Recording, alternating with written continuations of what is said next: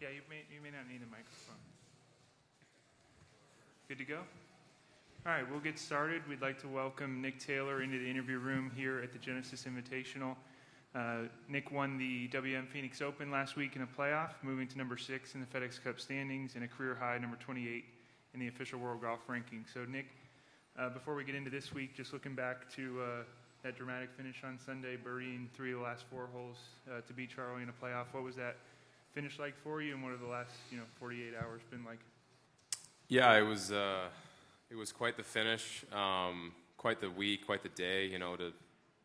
To shoot around like that 60 that first day, going back to the first round was, kind of those rounds don't happen very often. You just try to stay out of your own way, and I had a great feel on the greens all week. But the first and last day is when I pretty much made everything. So it was one of those where I just wanted to get myself on the green. I seemed pretty tight early on, hit some really loose shots off the tee, and scrambled incredible to make some pars to kind of hang in there, and found a bit of a rhythm coming in, and was able to make a couple birdies to feel like I was within reach of Charlie, and for that putt to kind of sneak in on 18 and ride the momentum into the playoff was great. So it was obviously a very exciting day and finish.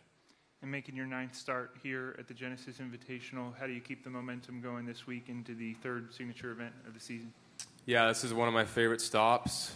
For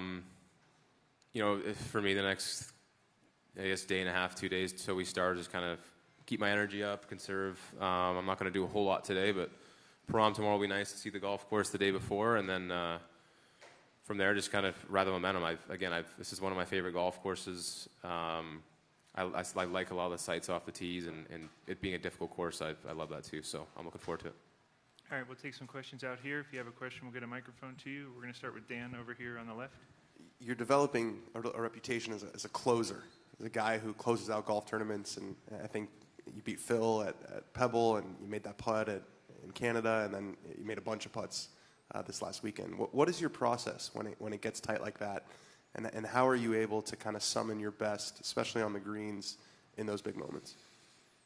Yeah, I think I enjoy being in those moments. I think, for me, for whatever reason, for a long time, bad thoughts seem to go out of my brain versus, if it's, I just zone in on what I want to do and don't overthink things. So I think is what helped.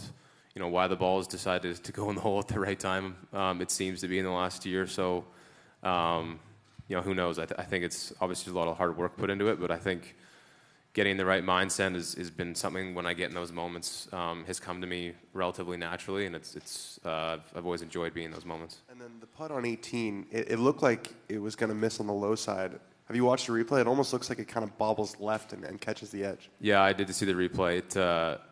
It was nice that it bobbled left. I think the speed helped. It was kind of a drippy speed, but I only saw the video actually once. It was comparing to Ricky. He made a similar putt, I think, 5-6 years ago to get in the playoff. His was, more dead center, but it leaks right, then comes back left. So I don't know if that had anything to do with it, but it was the best part there was the speed to actually give me a chance to maybe bobble back in left. But yeah, that was a nice surprise. We got a question right here from Sean.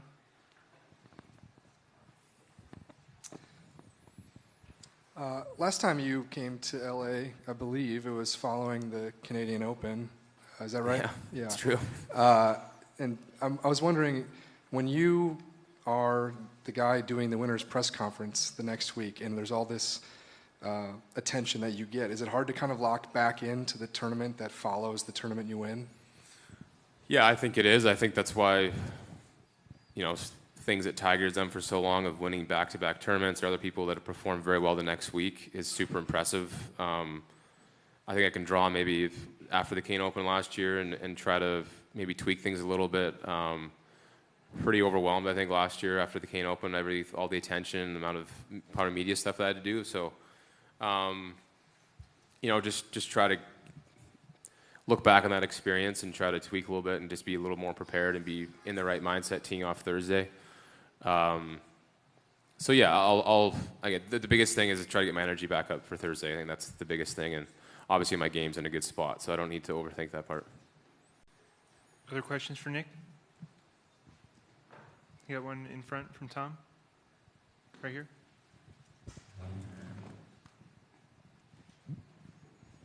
Nick, just going back to last week, all the talk after about the fans and the rowdiness and all.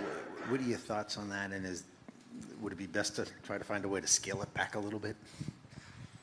From the videos that I've seen, those incidents are unfortunate, I think, but I don't think it's a standalone. It's been like that for a bit, but I think the cat's probably out of the bag. I don't know how much they can change. I think it's a week where the classic line is that I can do this for 1 week, but multiple weeks probably not. So, it's a shame when only a very small percentage of fans are like that, and it gets exposed a bit, but the majority of fans are great. They're just trying to watch some good golf and cheer. So, yeah, that needs to be cut out. I don't know how they're going to be able to do that, but I think this year, again, with the weather, everyone kind of getting in the same area, waiting around, it was probably a perfect storm to cause some of that a little more, but I'm not sure how they reel it back, to be honest. Go to Doug and then Jeff. They drink better in Phoenix or Canada? You know what? They drink a lot of alcohol in Phoenix, but Canada's pretty good too. So. I want to ask you a couple of things, Nick. For someone who wins and then goes 5 or 6 years before his next one, and then 2 or 3 years, until Canada last year, to win back-to-back, is there any extra special meaning? Back-to-back years, I mean. Yeah, for sure. I think, winning 4 times is, I don't know if I expected that necessarily when I started pro golf or even out here. So even after, Pebble being such a long stint from Sanderson before was, try to cherish this because you never know if it's going to happen again. And again, for Kane Open and win this only 8 months later or whatever it's been, I still have to, be grateful and cherish it because it may never happen again. So yeah, I think you embrace it a little more every time it happens. I still want to win more, obviously, but I think it's never easier, I guess, is the easy way to put it. So you got to be just grateful when it happens and try to celebrate it. And secondly, and I don't know if we talked about this at Kapalua or not, but such a big year with Olympics, President's Cup after that. But in terms of the importance of that win with kind of the battle of you and Corey and Adam and Taylor and Mac, and I'm losing track of that. How much are you paying attention to it? How meaningful would it be to be in Paris? It'd be super meaningful. I tried at the start of the year as those are huge goals of mine, but also golf will kind of take care of that. If I'm looking week after week of where I am, what I need to do, it's only going to be hurtful. So this is obviously a good start. It puts me in position. We're still quite a long ways away, probably 4 or 5 months till the cutoff is. But yeah, it's a pretty dream start to start the year after that being a huge goal of mine. So still want to play a lot of good golf to solidify that, but it would be amazing to be in Paris for sure. We'll go to Jeff and then Dan. You shot 65 the last round. I think you lost a couple strokes to the field off the tee, maybe 6 fairways or so. Mm-hmm. Is that something that you kind of ignore the stats and it was just one of those days with the driving and the putting carried you, or is it something you're going to kind of tweak with to get ready for this place? It's something I'll definitely look at. The funny thing is, I think the first day I was number 1 off the tee, so it was a bit of a disparity there. Hitting a hazard on the 3rd hole obviously kills your stats, but there was, the first 4 or 5 holes were pretty loose swings, and it was actually very similar to the second day. I don't know if, I thought finishing your round and going straight to the next round would be pretty helpful. It seemed to me I got a little tight when that happened. I said it Sunday I think we had 9 minutes from when we signed our card to go into the tee. It was just kind of an odd on kind of scenario that we hadn't really dealt with before. So I'm sure if you looked at the stats, those first 4 or 5 holes killed my stats. But when coming down the back 9 felt more comfortable, had a better rhythm, and definitely had some better drive. So yeah, I'll try to look at that. But overall, I felt like I actually did drive it pretty great. There was just probably the first 6 holes, the second and fourth round is where it was just a little loose. But overall, I think it was pretty good. And now that you've won a few times, how much do you sit down and look at the numbers from the week, or is there just not much time and you got to start again fresh? Like Thursday? stats-wise? Yeah. Yeah, I know there's probably 7 or 8 stat categories. I don't remember exactly what they're called, that we kind of looked at in the off season of where I made the biggest jumps last year, which seemed to correlate strongly with results. And last week, a lot of them were where we wanted them to be, if not exceeded them. So we kind of have our areas we want to improve. You know, total driving is definitely something for me where if I drive it well, my iron game and putting has been really solid for a couple of years, that when that's on, I feel like I can compete in a lot of places. So that's probably the biggest area we're trying to improve a little bit. Dan, and then Mark. With your win last year in Canada, and then all the Canadian guys that Doug mentioned, the President's Cup is coming to Canada later this year. It does feel like kind of a moment for Canadian golf. Do you get the sense that the sport's getting a little more attention? Yeah, I hope so.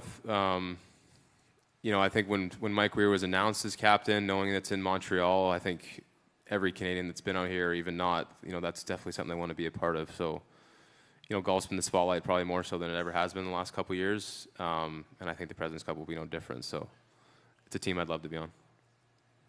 Mark? Nick, with Tiger Woods as the host of the Genesis Invitational, do you recall when you first met him, your first interaction with him, whether you've played with him first time, just some thoughts on that? I've never met Tiger, actually. There's been a few times where I was very close to being paired with him. Actually, last year here, we both, I think, made the cut in the number and looked like we were potentially going to play with each other. And then I got a few texts that I was going to play with Tiger, and whatever happened late, a few guys bogeyed, and whatever the scenario was ended up not being. But I haven't, so I hope to one day. I hope he keeps playing as much as he can, so that scenario works out. But hopefully. Do you think you'll make that a priority to meet him this week? I'll try to. Go back left to Jacques. Hey, Nick. Hey. So you won an exemption onto web.com early in your career, and Chase Johnson, he has the exemption onto Genesis. Like, what does that mean for, like, to get those exemptions for players early in their career? It's huge to get an opportunity, you know. I think if you try not to make it as big as a deal probably as it is, like if you overemphasize it, I think you put a lot of pressure on yourself to try to perform and play well because it's an opportunity. It's tough to get, but it's huge. It's really fun to be able to get that opportunity to play in an event, especially like this. So hope Chase plays well, but it's a lot of fun to go get those chances and hopefully takes advantage of it. Awesome. All right, I think those are all the questions we have. Nick, thank you very much for your time, and best of luck this week. Thank you.